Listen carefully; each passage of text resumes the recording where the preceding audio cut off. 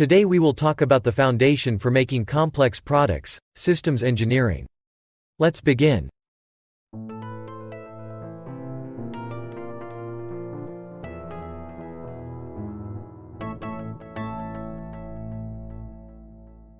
If you want to create a complex project with many elements, or if there aren't clear requirements, systems engineering can help. Systems engineering is frequently used to prepare systems that include a mix of software, hardware, human work, and procedures to fulfill their mission.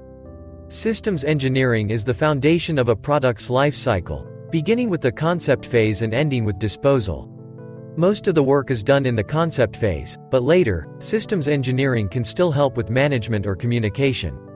Systems engineering analyzes the entire system from top to bottom and produces down from the elements that make up the system.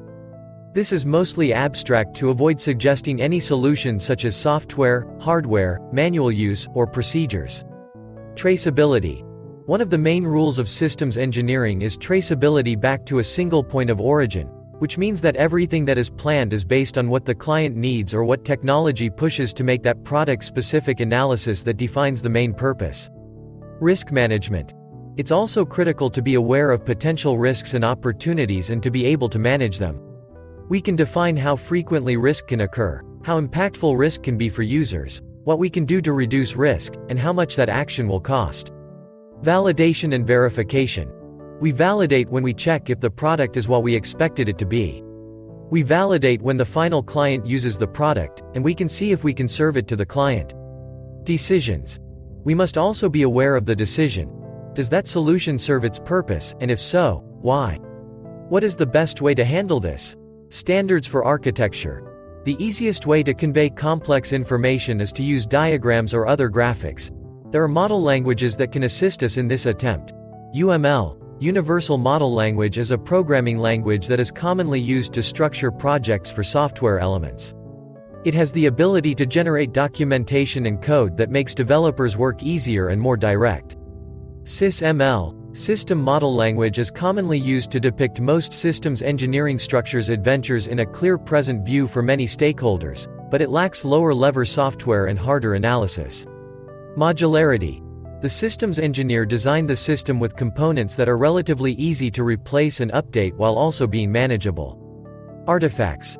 There are numerous documents known as artifacts that collect information and attempt to analyze and send it between stakeholders, developers, clients, and others. These documents frequently define standards, procedures, traceability, and other topics. These documents are most often reused for investment documents, business plans, manuals, instructions, offers, and proposals, among other things. Reliability. We can analyze the life of our product and its components and take steps to extend it.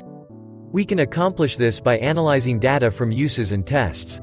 In conclusion, the goal of systems engineering is to analyze risk as much as possible up front to avoid unnecessary costs and to guide subsequent processes.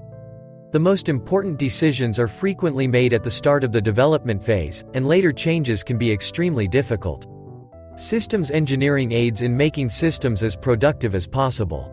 However, because changes necessitate additional analysis, it is difficult to make changes once the next process has begun. Also, it is often less motivating to spend a long time preparing analyses when we do not see and grow the product. Our company provides software development as a software house for businesses, and we do so use the systems engineering concept as a preparation process, in accordance with the INCOSE standard. This is a critical procedure for us. First, business logic. Then solution using top-down, that is, from need to component without favoring any software or hardware. To have better control over testing during the development phase, we use the concept bottom-up, which prepares low-level components and integrates them in later phases. For inquiries, please email us at contact@code-meister.com or visit our website at www.code-meister.com. Why do you think systems engineering is an important methodology? Let us know in the comments below.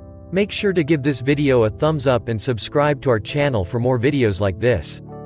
Thank you for watching and see you in the next one.